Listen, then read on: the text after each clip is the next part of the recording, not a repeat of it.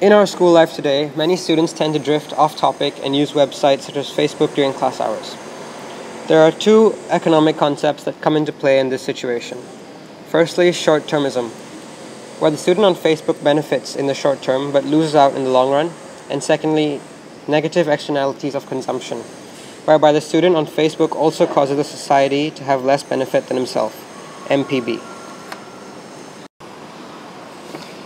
This diagram illustrates the negative externalities of consumption of Facebook during class. In this scenario, MPB is the student who distracts others by going on websites like Facebook. The marginal social benefit represents everyone including the teacher and the distracting kid. The marginal private cost is equal to the marginal social cost. The marginal private benefit is greater than the marginal social benefit, and the market clears at MSC is equal to MPB.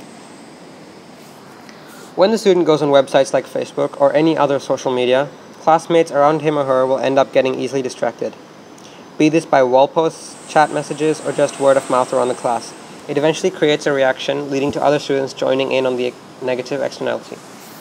The productivity of the class ends up lower as more and more students start opening up their laptops for such uses, and eventually leads to a much lower marginal social benefit.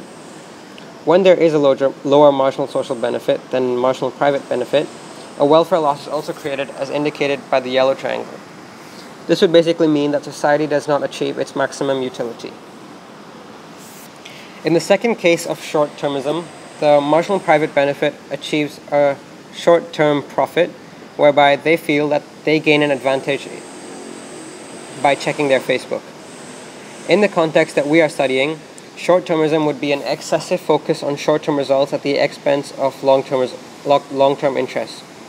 On the whole, short-termism in this case would occur because the students who visit these websites distract their classmates, and this results in a short-term profit.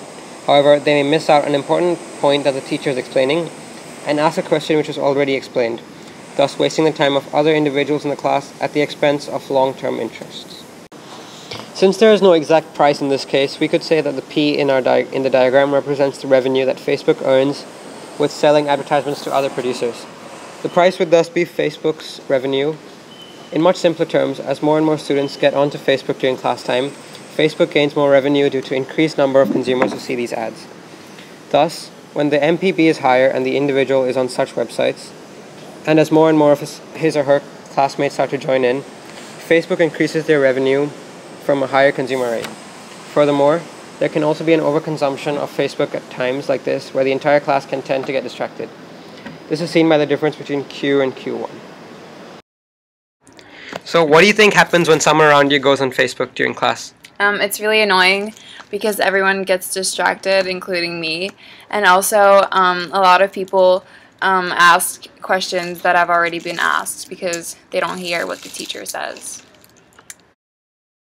So what do you think of students who go on Facebook during class hours when you're having a class? I think it's outrageous. If anyone goes on Facebook in my class and I know about it, I would be really upset and get quite cross with them. I would really not expect them to go on Facebook, so I really hope that doesn't happen. All right, thank you. So when there is a student who is on Facebook during class, does the rest of the class get affected, or are there students around him who start getting distracted as well? I think that probably does happen, yes.